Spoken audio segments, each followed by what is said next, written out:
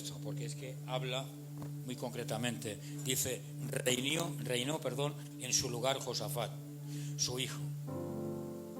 Dice, y puso ejércitos en todas las ciudades fortificadas de Judá. Volvemos otra vez al esquema de Israel. Israel ha sido una nación que durante los siglos nunca ha estado unida. Y repito, habían dos reinos, el del norte y el del sur. Amén. Pero fijaros en algo que a veces se nos escapa.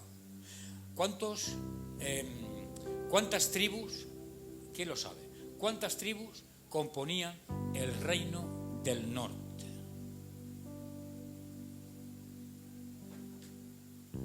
6. Hay más números, para 10. ¿Y el reino del sur? ¿Cuántas tribus lo componían entonces? 2. Y una de ellas era Judá. O sea, las componían Benjamín y Judá. ¿Jesús de dónde viene? Por eso es el león de la tribu de Judá.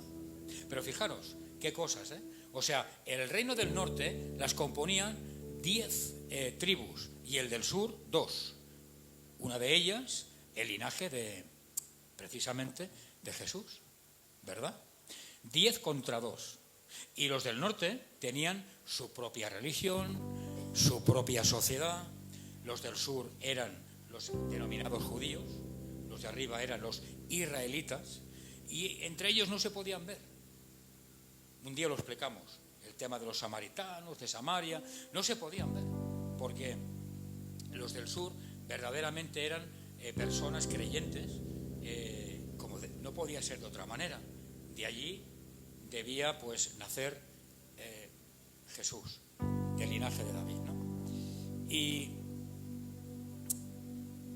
claro, a veces leemos libros del Antiguo Testamento y decimos, bueno, está bien, pero concretamente este libro de Segunda de Crónicas, ¿de qué trata? ¿De qué habla? ¿No? Porque claro, leemos el capítulo 17, pero realmente este libro de Segunda de Crónicas, ¿de qué trata?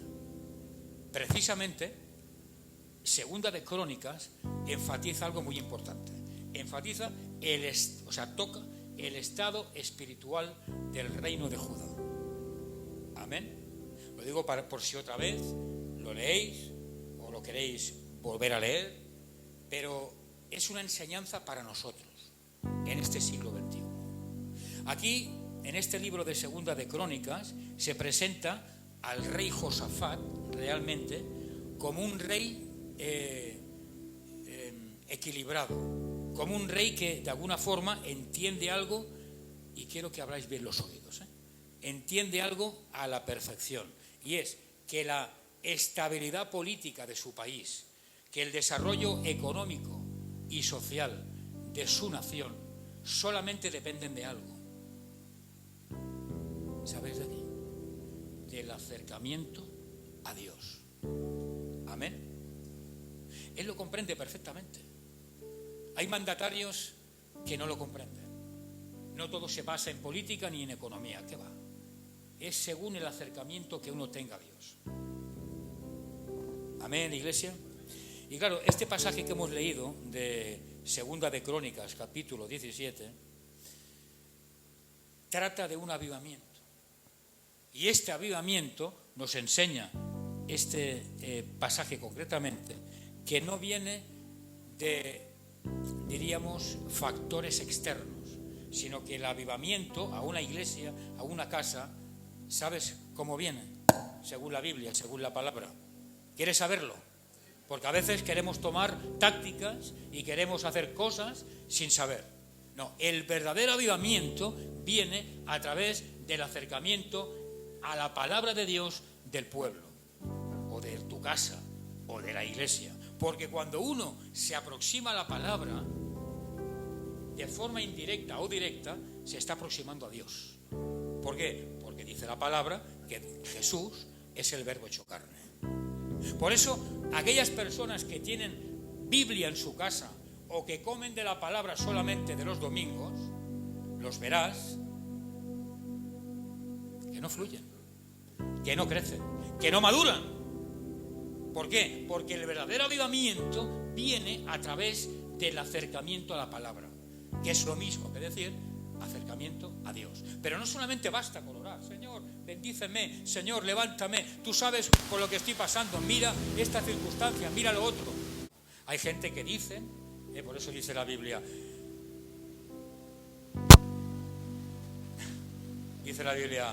más vale ser tardos ¿en qué? ¿Por qué? Porque hay gente que en lugar de vivir, lo que hacen es que profesan. La compañía del Señor, diríamos, la manifestación del Espíritu Santo en esta época que nos ha tocado vivir, son para aquellos que hacen su voluntad, no para aquellos que hablan mucho, no para aquellos que profesan. No hago esto, yo hago lo otro, yo vengo aquí, yo hago esto y yo, en fin, no quiero entrar en detalles. La verdadera presencia es para los que hacen la voluntad de Dios. Y los que hacen la voluntad de Dios, dice la Escritura, lo que haga tu mano que no lo sepa, ya está. Y con esto queda todo dicho. El verdadero creyente, gloria a Dios, el verdadero creyente que hace su voluntad es un creyente que es maduro, que son maduros y que no les hace falta decir por ahí, hago esto, hago lo otro.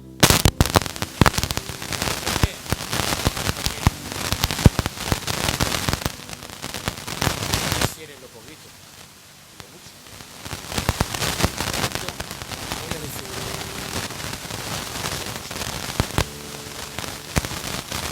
no todo líder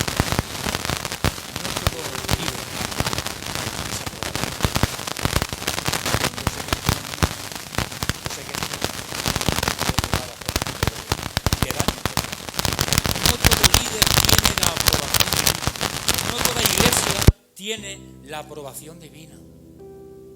¿Lo sabíais esto? Es así, iglesia, porque estamos hablando en función de lo que dice la palabra. Uno, porque es el líder, no significa que tenga la aprobación divina. Esa aprobación divina va en función de la voluntad a mi Dios, no de lo que yo quiero escuchar, no, de la verdadera capacidad de yo acercarme a Dios y hacer su voluntad a través de lo que Él dice. ¿Entendéis? Si os aburrís, me lo decís y lo hacemos en dos mitades. Amén. Veo mucho aburrimiento, mucha desgana, y es un tema que, os lo digo sinceramente, de verdad, cuesta mucho compartir esto. Os lo digo en serio. Cuesta mucho, hay mucha oposición.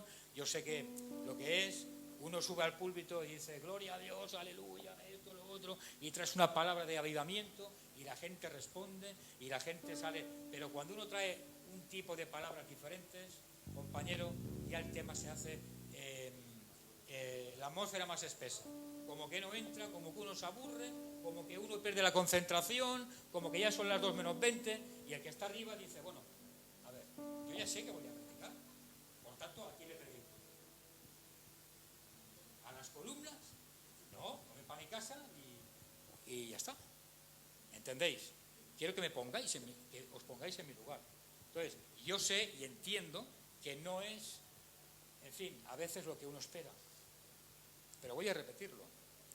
No todos los líderes son aprobados por Dios. Y es así. Y el ejemplo lo tenemos en este capítulo 17 del libro de Crónicas. Porque, ¿sabes lo que pasa? Que Dios no respalda el carisma de las personas. Dios no respalda la capacidad de las personas. Dios no respalda los dones de las personas. Dios respalda la obediencia, que es muy diferente. Y cuando uno es obediente, entonces sí, las puertas se abren y Dios capacita mi forma de ser, capacita mis dones y capacita mi carisma. Pero que se crea que vale sin ser obediente a Dios, no vale. Y quiero empezar este 2026, como siempre, hablando claro. Porque si hablamos claro, en fin, nos entendemos todos. Pero si vamos por las ramas, luego hay diferentes formas de en fin, ¿Entendéis, iglesia? A ver, dice, verso 5, dice, escuchad, dice concretamente, el Señor, por tanto, confirmó el reino en su mano, y todo Judá dio a Josafat presentes, y tuvo riquezas y gloria en abundancia. Verso 5, confirmó. ¿Y qué significa confirmar? Cuando tú eres un líder, cuando tú trabajas para Dios, cuando tú eres un creyente, simplemente un creyente, es que da igual ser un pastor, da igual, de verdad, da igual. Un creyente, un hijo de Dios, una hija de Dios. Lo que tú debes anhelar es ser aprobado por Dios. En este caso, concretamente, dice la Escritura, confirmar. Cuando dice la Escritura confirmar, ¿qué significa? Pues, según el original, significa dar estabilidad al reinado de Josafat, dar legitimidad al reinado de Josafat. ¿Entiendes? De alguna forma, aprobarlo, dar firmeza a ese reinado. Igual que si tú eres un hijo o una hija de Dios, tú haces cualquier cosa para Dios, y si tú estás agradando a Dios, Dios te va a legitimar, como dice la Biblia aquí, a confirmar. ¿Entiendes? A confirmar tu llamado, a confirmar tu puesto en la iglesia. ¿Entiendes eso? Y eso se consigue únicamente a través de la obediencia, a través del acercamiento, según el libro de Segunda de Crónicas, hacia Dios. No hay otra manera. No hay otra manera. Y cuando Dios confirma algo, cuando Dios dice esto sale y emana de mi corazón, nadie puede derribarlo. Cuando Dios dice, esta iglesia la voy a fundar yo, nadie puede derribarla. Cuando Dios te llama a un ministerio y tú tienes la gracia de Dios y la confirmación de Dios, por más oposición que tengas, por más crítica que tengas, da igual, nadie te puede derribar. Cuando tú estás en la iglesia, simplemente en tu asiento, gloria a Dios por ello, porque, en fin, es un gran milagro que haya gente en las iglesias, porque Dios ha tocado el corazón y sobre todo la visión, ¿entendéis? Como una vez dijimos, pues simplemente el hecho de estar sentado en una silla, tú debes anhelar ser confirmado por Dios, debes anhelar que Dios se agrade de lo que tú haces, o te crees que no eres importante para Dios.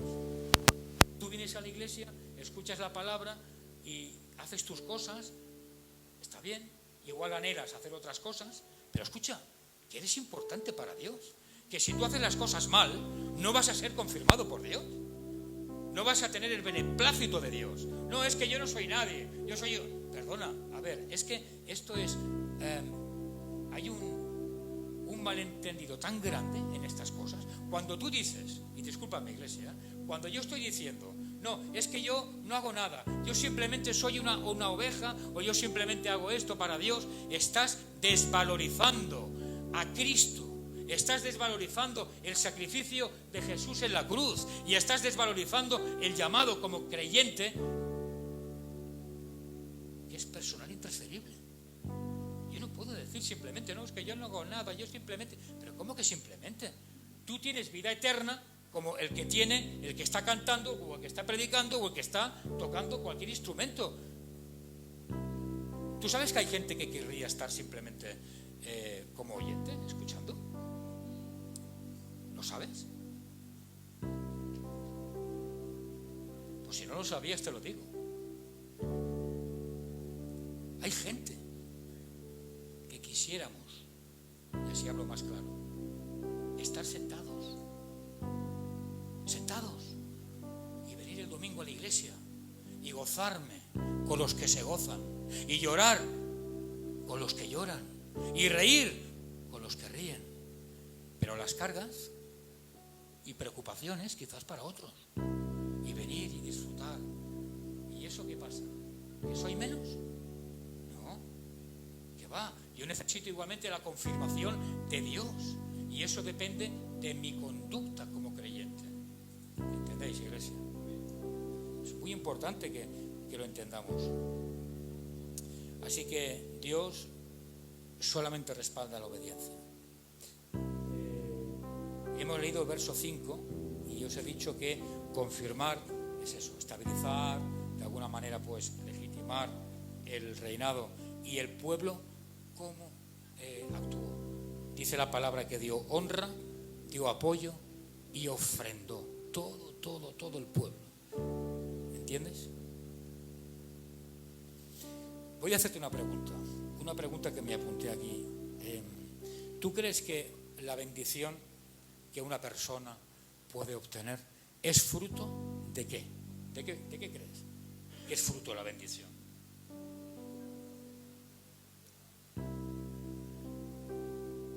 De la obediencia y de la fidelidad. Hay gente que quiere ser bendecida. Hay gente que anhela, o más bien necesita ser bendecida. Es que yo quiero que Dios me dé esto. Quiero esa bendición que estoy esperando. Quiero simplemente esto. Pero no te das cuenta de que la bendición es el resultado de la obediencia y la fidelidad. Pero no a mi manera. Es que quiero entrar en estos detalles porque esto es muy importante. Esto es muy importante que lo entendamos. Es que es muy importante. Porque hay un gran fallo en las iglesias. No, si yo soy obediente. Tú eres obediente a tu manera. A tu manera. ¿Pero por qué? Porque sí. Porque tú no estás escuchando bien la voz de Dios. Tú escuchas lo que te interesa. Y tú aplicas lo que te interesa. Y lo haces a tu manera, no a la manera de Dios, a través del Espíritu Santo.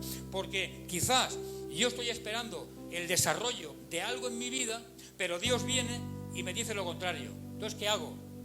Pues como ya aquello estaba medio preparado, tiro por allí y aplico algo que no nace del corazón de Dios. ¿Entendéis? Un poco el ejemplo. Entonces, claro, ¿qué estoy haciendo? ¿Obedezco a Dios? Estoy aplicando lo que a mí más me interesa y a mi manera. Y luego quiero bendición. Bendición. Señor, haz esto. Una simple mirada, Dios puede sanar a una persona. Un simple gesto, Dios puede hacer un milagro en una situación concreta. Y a veces, os voy a decir más, en un altísimo porcentaje, eso no se ve. No se ve. No se ve. ¿Y somos creyentes igual que al principio, hace 2000 años, cuando se fundó la iglesia? Sí. ¿Y por qué no vemos el poder de Dios ahora? Y antes sí que se veía. ¿Y por qué antes, cuando los discípulos iban, por ejemplo, a sacar un demonio, lo sacaban rápidamente? O cuando iban a sanar a un enfermo, lo sanaban rápidamente, porque tenían la investidura espiritual de Jesús. ¿Qué diferencia hay? Si Dios es el mismo, el poder es el mismo. ¿Somos creyentes? Sí. Pero, compañero, las cosas no se pueden hacer a mi manera. Las cosas se hacen a la manera de Dios, aunque no me guste. ¿Entiendes? Y tu mente y tu capacidad espiritual debe estar abierta a lo que Dios diga, no cerrada, no tomar decisiones concretas, específicas, de antemano, porque Dios no habla así. No, Dios no actúa de esta manera. Por eso no hay tanta bendición como nosotros querríamos. Por eso, ¿entendéis? Y eso se nota en las iglesias. Se nota. Evidentemente que se nota. La bendición es el resultado final de la fidelidad y de la obediencia a Dios. ¿Vale? Pero obediencia es obediencia. Obediencia. Obediencia. ¿Cuántas veces he hablado con gente y le he dicho, mira, escucha, tienes que hacer esto y lo otro? Yo no hablo por hablar, porque ¿tú crees que yo voy a complicarme la vida? Como una vez le dije a una persona, ¿tú crees que yo voy a complicarme mi vida, que ya la tengo suficientemente complicada como para decirte algo y que tú te antepongas a mí y yo quedar mal? Pero ¿yo qué necesidad tengo? Ninguna. Entonces, si yo vengo a ti y te digo, oye, mira, esto es así, y yo lo siento que es así, así y así, es porque realmente, como siervo de Dios, lo siento de esta manera. No me voy a complicar la vida. Pues muchísima gente, muchísimo, hacen lo que les da la real gana. lo veo así y es así. Ahora, luego quiero bendición. Y a veces gente que se cree que están bendecidos y no lo están. No lo están. Y no quiero entrar en detalles. No lo están. O por lo menos no lo están de la forma como que Dios tiene estipulado para esa familia y para esas personas. Por tanto, la bendición es el resultado sobre todo de la obediencia. Y obediencia a la voz de Dios y como Dios quiere que se hagan las cosas. No como yo busco y no como yo deseo. Amén. No sé si lo habéis... ¿Me he explicado bien? ¿Sí? Que quede bien claro, porque a veces confundimos la obediencia en venir a la iglesia domingos, miércoles, trabajar para el Señor, orar, dar tu diezmo, tu ofrenda, lo que sea. No, yo estoy haciendo la voluntad, sí, pero detrás hay esa letra pequeña, que no es hacer la voluntad, es hacer tu voluntad, que es muy diferente. Verso 6 dice: y se animó su corazón en los caminos del Señor y quitó los lugares altos y las imágenes de Asera de en medio del reino de Judá. Dice, y se animó su corazón. ¿Por qué? ¿Por qué se animó su corazón? ¿Qué pasó antes? Que Dios afirmó su reino, que Dios respaldó su reino. ¿Entiendes eso? O sea, tú imagínate que tú eres... A ver, cuando tú vienes a Cristo, cuando te convertiste, tú tenías algo poderoso, que era el primer amor. Y eso te llevaba a hacer cosas, a sentir cosas y a vivir cosas que cuando pierdes ese primer amor, ya no lo puedes experimentar. ¿Entiendes? Amén. Pues bien, Josafat se animó su corazón porque vio que realmente tenía el respaldo genuino de Dios. ¿Y eso a qué le llevó? Se animó su corazón y él era como que estaba apasionado por Dios, era como que estaba en el primer amor. Oh Señor, tú estás conmigo. Yo lo tenía difícil porque somos solamente 2 tribus, arriba son 10, tengo la oposición del rey de arriba, tengo la oposición de todo el reino de Israel, estamos aquí, somos pocos, es complicado, es difícil, no sé cómo llevar este reino, quiero hacer tu voluntad, pero claro, ¿cómo lo hago, Señor? Y el hombre estaría pues con esta disyuntiva, con esta problemática. Sin embargo, Dios afirma su reinado y él espiritualmente se levanta, él se apasiona por Dios, él está en el primer amor. ¿Y cuál es el resultado de todo lo que hace? Pues que derriba los lugares altos, que derriba los ídolos, y que las prácticas incorrectas las destruye. Y dice, no, a partir de ahora aquí se va a hacer la voluntad estricta de Dios. ¿Cuántos lo hacen en su casa esto? Que nadie me diga nada, me conteste, pero ¿cuántos lo hacen en su casa? La voluntad estricta de Dios.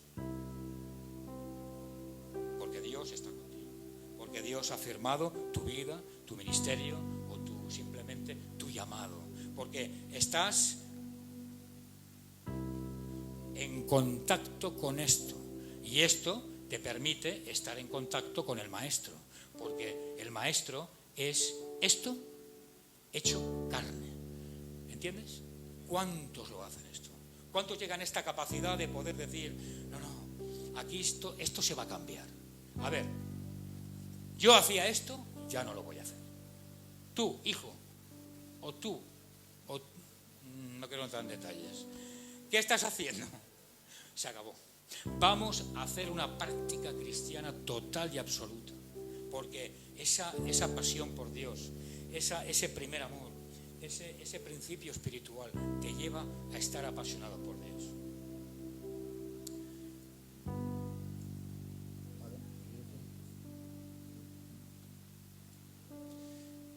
¿Sabes que el que ama a Dios no puede compartirlo con algo muy concreto? Y no te enfades conmigo, no te enfades conmigo.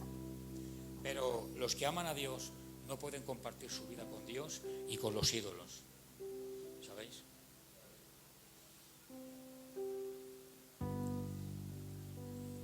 ¿Entiendes eso, iglesia? dejando cosas. Verso 7, vamos rápido. Verso 7 dice: al tercer año de su reinado envió a sus príncipes, hemos leído, verso 8, y con ellos a los levitas, Semanías, Netanías, Ebadías, etcétera. Nombres un poco complicados, un poco raros, como veis. Envió a sus príncipes, dice la Escritura. O sea, Josafat, como rey, entendió, como antes he dicho, Dios le hizo entender que era primordial que la gente tuviera conocimiento de la Biblia, de la palabra. Y fue algo que no fue improvisado, sino fue algo que de alguna forma hubo una planificación para que de Jerusalén saliera la palabra preparada para el resto del reino del sur. ¿Entiendes esto? O sea, no se quedó allí en Jerusalén, se extendió. ¿Entiendes eso, iglesia? Por tanto, la iglesia no puede guardar la palabra solamente para el púlpito, tiene que extenderla, tiene que sacarla fuera, tiene que hablar, pues, en fin, con quien tú quieras, un amigo, con un familiar, con un vecino, con quien te dé la gana, pero habla de la palabra, no la dejes en la iglesia, no la dejes en el púlpito, no la dejes en Jerusalén, no la dejes en tu casa, sácala, échala fuera.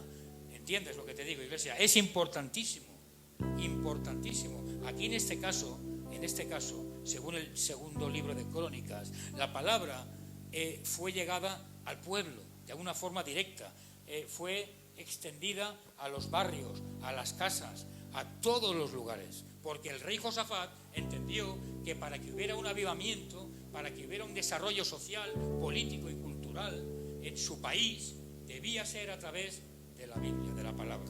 ¿Entendéis? Y las iglesias hoy en día menosprecian mucho la Biblia, menosprecian mucho la palabra, quieren mucho de esto, instrumentos, tocar, baterías, fuego, espíritu, gloria a Dios. Y cuando uno se pone a predicar, eso parece que hace...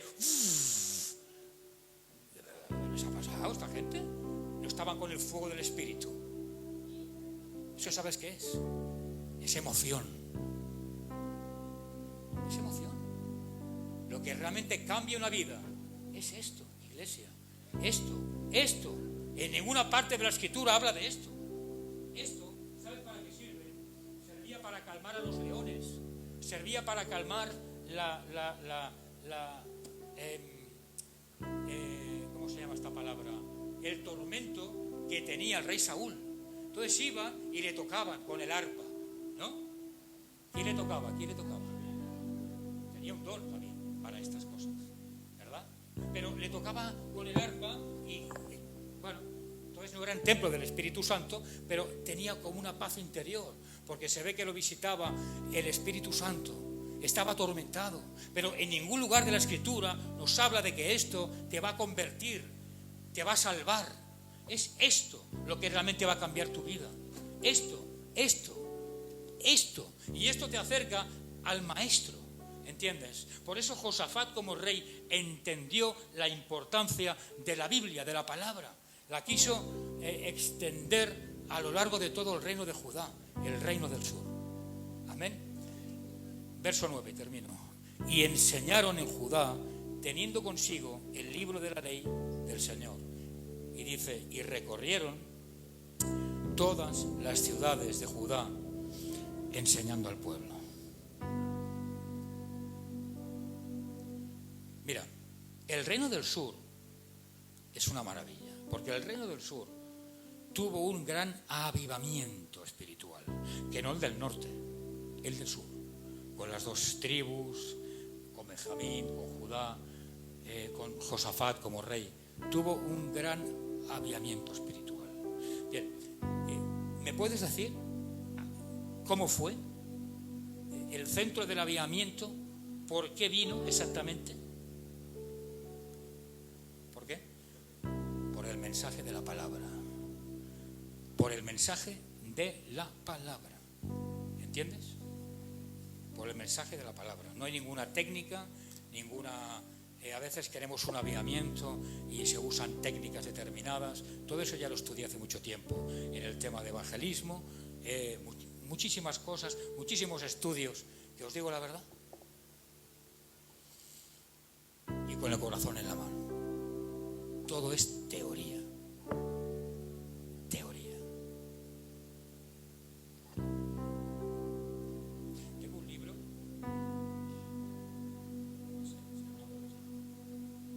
pues todo es de temas de evangelismo. Y todo eso tuve que estudiarlo, porque yo antes era evangelista. Y me di cuenta realmente de que eso no es así. No, es que en cada ciudad, en cada cultura hay que aplicar un sistema, una estrategia diferente. Sí, es la teoría humana. Pero aquí y en diferentes partes de la Escritura nos enseña que el centro del avivamiento vino a través de la palabra, a través de la Biblia, a través del acercamiento del conocimiento de Cristo.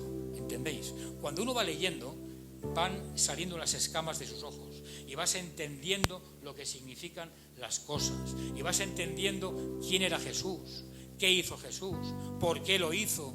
¿Entiendes eso? Y va transformando todas y cada una de las vidas. Por tanto, sin Biblia no hay avivamiento, iglesia. No lo hay. Y sin enseñanza bíblica, no hay madurez. Quiero que me escuchéis, para que eso quede bien claro. Que luego nadie diga, no, es que no. Quiero que me escuchéis, por favor. Sin enseñanza bíblica no hay madurez.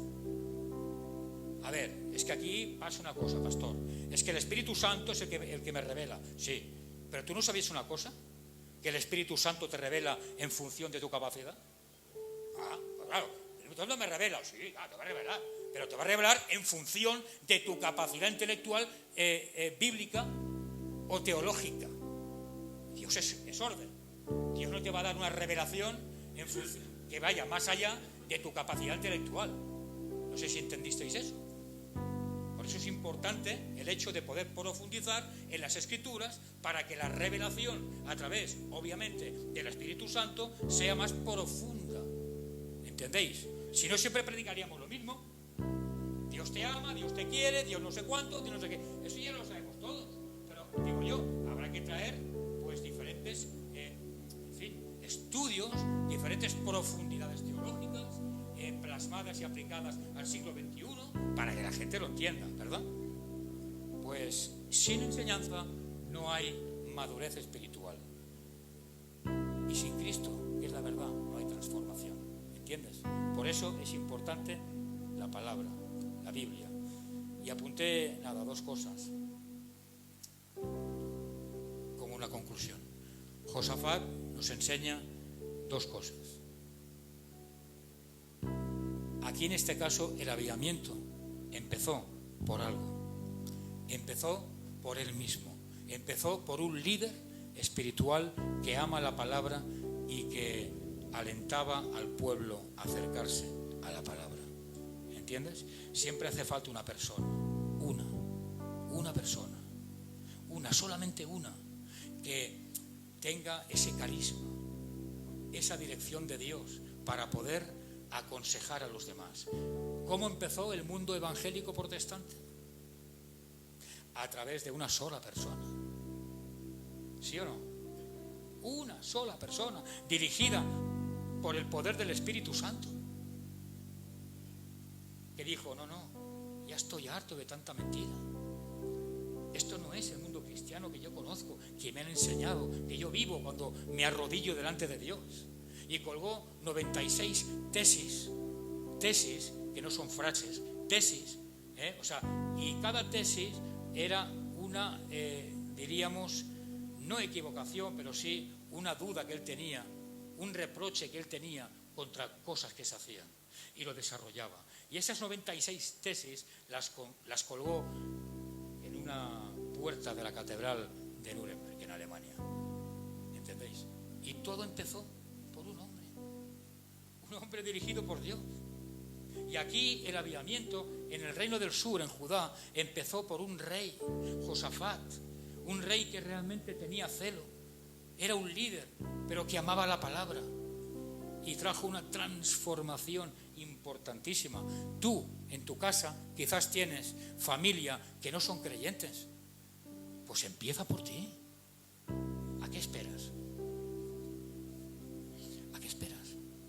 Empieza.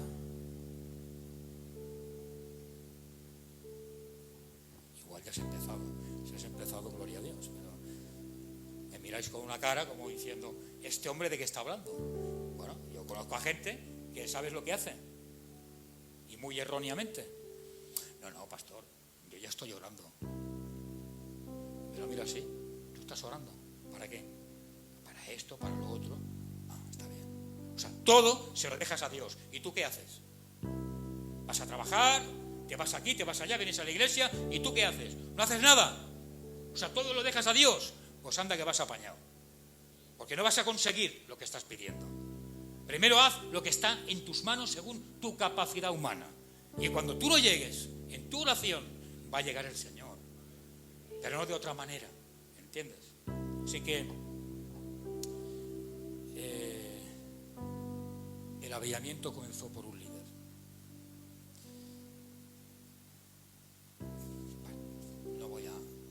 No, porque si no entraría en otro debate, no voy a entrar en más debates.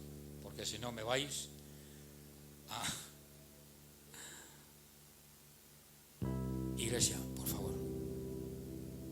Hemos acabado. Simplemente quiero deciros que las personas que tenéis por costumbre orar más que leer la palabra, que haya un cambio en este 2026, que sea un tiempo pues que busquéis más de la Escritura, ¿entendéis? Que aunque sean 2 minutos o 3 minutos, da exactamente igual. En 2 minutos Dios puede revelarte lo que jamás ha revelado en tu vida. Y a veces la lectura de la palabra es más eficaz que escuchar una alabanza. Hay tiempo para todo, ¿entiendes? Y te habla uno que no puedo orar sin alabanzas, pero entiendo que esto es más importante. Que si Dios tiene que hablarme, ¿puede hablarme Dios a través de una alabanza? Sí, por supuesto. Pero ¿puedo pasar sin alabanzas? Sí. Pero sin esto, no. ¿Entiendes? Por eso Josafat lo entendió. Quiero que mi familia, quiero que mi reino vayan bien. Pues la palabra. Vamos a extender la palabra hasta lo más lejano del reino. Haz tú lo mismo, por favor. Ten la costumbre de acercarte a la palabra, porque Jesús es el verbo hecho carne. Es la palabra viva. Amén, iglesia. Padre amado, Señor del cielo.